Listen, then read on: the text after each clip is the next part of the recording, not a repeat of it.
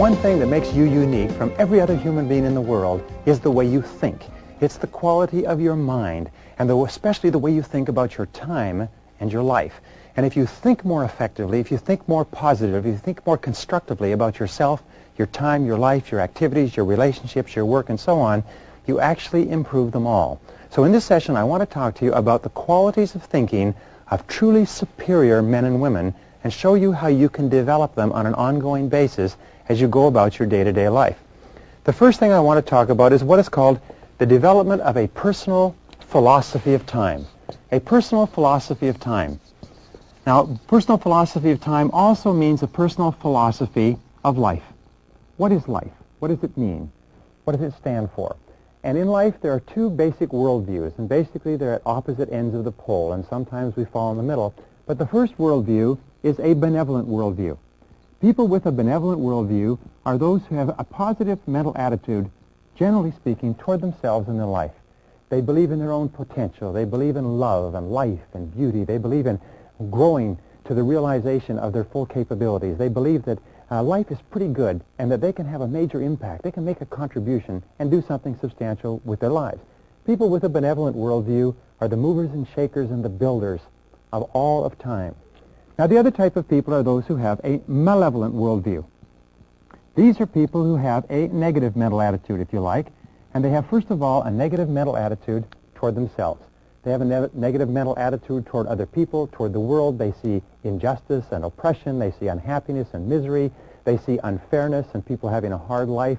They have a tendency to be angry and to have low self-esteem, but always a malevolent worldview requires someone or something else to blame, someone or something to criticize, something to be down on. That's why you find that people with a malevolent worldview are always in contra-opposition, or if you like, in conflict with people with a benevolent worldview. In order for you to achieve your potential, remember the most important people, the most productive people, the most creative people are always those who have a benevolent, positive, constructive worldview, and that's your goal. Now, the second part of a philosophy of time management is to take the long view. This is so important, but Dr. Edward Banfield of Harvard University studied success for years and years in this context. He said, what are the characteristics of people that cause them to move up socioeconomically in the course of their lifetime? What are the predictors of upward social evolution? And what he found out was that long-time perspective was the critical factor, that this is an attitude. And people with long-time perspective, as we mentioned briefly before, are those who take a look at where they are now and where they want to be in 20 years. And they make sure that everything that they're doing today is going to help them in the long term. They are willing to work hard today knowing that the payoff will come much, much later. And as you go up socioeconomically, you find that people's time perspective stretches out further and further. So develop the long view. Now, when we say developing the long view, we mean that people with the long view are willing to sacrifice in the short term for benefits in the long term. They're willing to study and prepare and plan and work. They're willing to practice the law of accumulation, which says that every great achievement is an accumulation of hundreds and thousands of efforts that a person puts in that nobody ever sees, but a person is willing to do it realizing that the payoff will be tremendous. Taking a time management course or program and learning these things is an investment of time with a payoff that can last for a long time. Now, the third key, which comes out of the long view, is the ability to delay gratification. Economists agree that the number one reason why people or even economies fail is because of the inability to delay gratification. They want to spend all of their time, all of their money now. They want to have fun and do what is fun and easy rather than what is hard and necessary. W. Clement Stone said, if you cannot save money, then the seeds of greatness are not in you.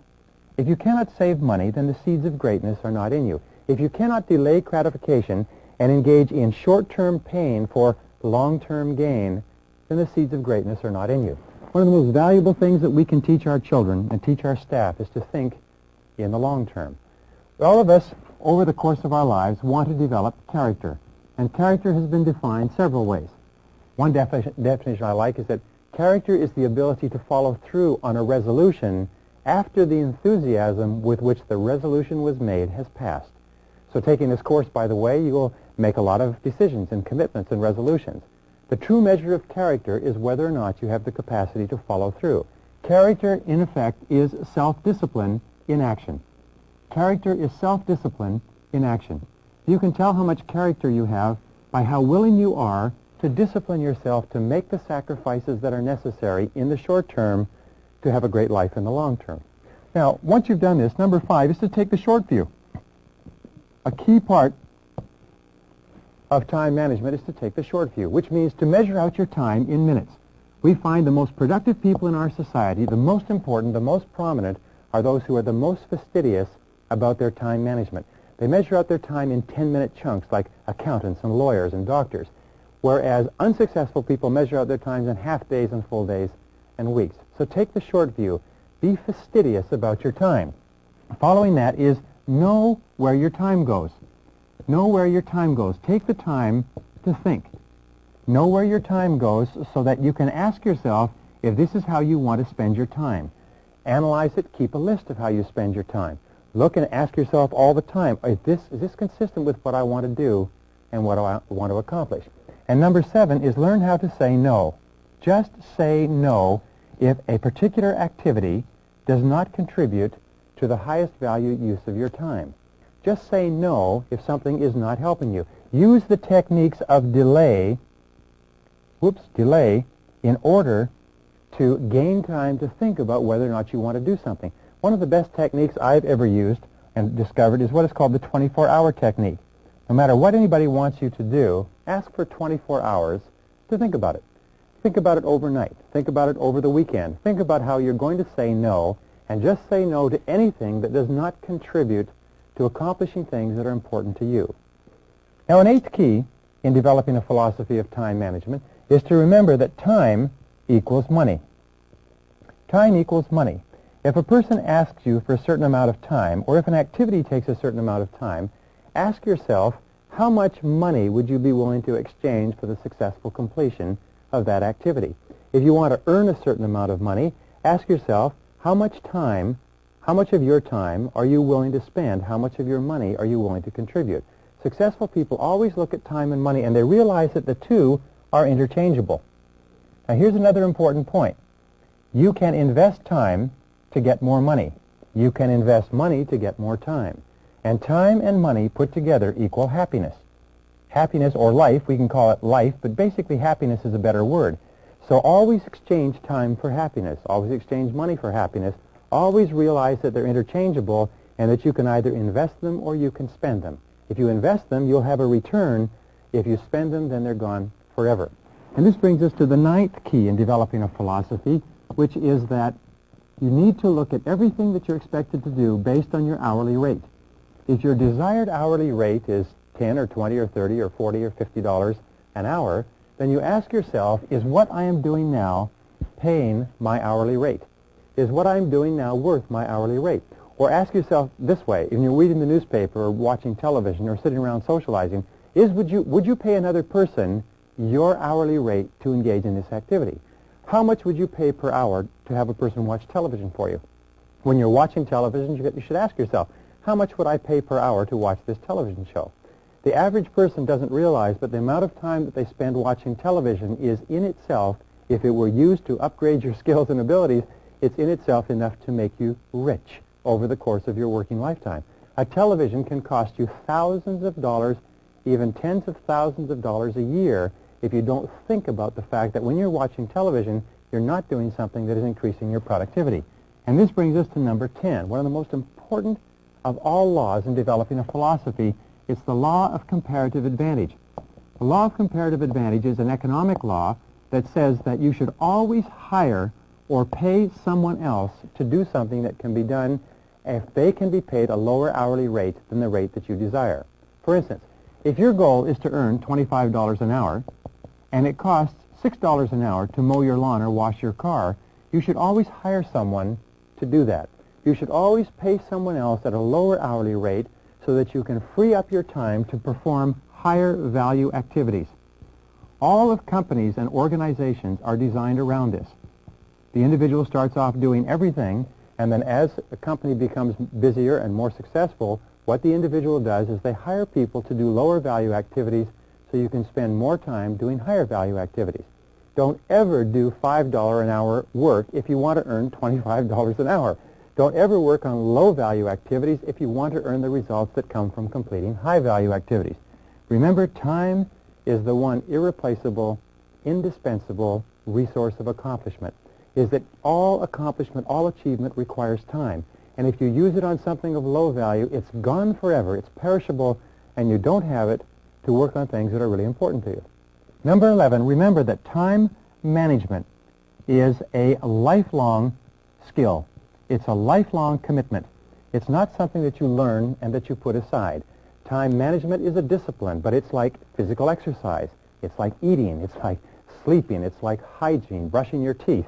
You have to work on it continuously. Every single day you have to get up and you have to think consciously about how you're going to manage your time, how you're going to use it today. Remember, time is life. So you have to think continually about how you're going to use your life more effectively. Number 12, lead by example. One of the characteristics of leaders is that leaders lead by example. Leaders have a tendency to look upon themselves and be aware of the impact that their activities and what they're doing is having on others. Leaders are aware that they are role models. So if you want to be an excellent time manager, one of the psychological techniques you can use, as we discussed right at the beginning, is to imagine that everyone is watching you. Imagine that you are setting the standard and that everybody's going to manage their time the way you manage yours. Ask yourself this question. What kind of a company would my company be if everybody in it managed their time just like me? What kind of a family would my family be if everybody used their time in it just like me? And always be asking yourself, as an example, would your world be a better or superior world if everybody did just what you did? The superior person thinks about this all the time. The inferior person puts this aside and refuses to deal with it. Now, the 13th key in developing a philosophy of time management is the importance of balance. The importance of balance, which means the importance of moderation. The Greeks said that moderation in all things is the key to a happy life. Moderation. Now, sometimes people say, well, I don't have time for my family. I don't have time to exercise. I don't have time for this and time for that. Whenever you find yourself getting out of sync with regard to balance, and especially when you feel that you don't have the time, is when you most need to stop and think. So here's the question to ask. What would I do if I only had 6 months to live? If you find yourself working too hard or not spending time in your relationships, not spending time with the people you care about and who care about you, then ask yourself, what would I do if I only had 6 months to live? And if what you would do is you'd spend more time with the important people in your life, the time to start spending that time is now. So what would you do if you had 6 months to live? You know, it's an old joke that doctors say is that they never met a businessman on his deathbed who said, boy, I wish I'd spent more time at the office. The fact of the matter is that balance and moderation in all things increases your productivity, increases your efficiency, and remember, the only reason you're working is so that you can enjoy the great things of life, which are your people, your relationships, the things that make you happy, and so on. Number 14, which brings us to that, is that relaxing, letting go, vacations are a wonderful use of time, is that you need to recuperate. You need to recharge your batteries. So one of the smartest things to do at the beginning of the year is plan all of your vacations in advance. Send them the money. Book the travel facilities and the hotel facilities.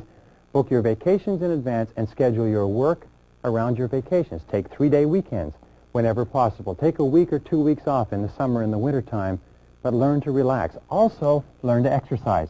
Exercising is a valuable use of your time. The more you exercise, the healthier you are, the more energy you have, the more creative you are, and the more capable you are of doing better work when you work.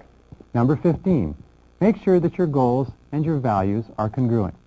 Make sure that you're doing the things every day that you love to do. Make sure that you're doing things that you care about and that what you're doing every day makes you happy. Number 16, have regular health exams. Remember that your health is one of the most important parts of your life. Get regular dental checkups, get regular physical checkups. Number 17, eat lightly. Eat light lunches, eat light dinners. You'll have more energy, you'll be less drowsy, and you'll be more productive. Number 18, make a decision to live to be 80. This is perhaps the most important single part of a philosophy of time management, is that you make the decision that you're going to live to be 80 years old and that you organize all of the days and hours of your life so that you feel healthy, you feel happy, you feel terrific, and if you do, You will live to be 80, and you'll enjoy every single minute of it.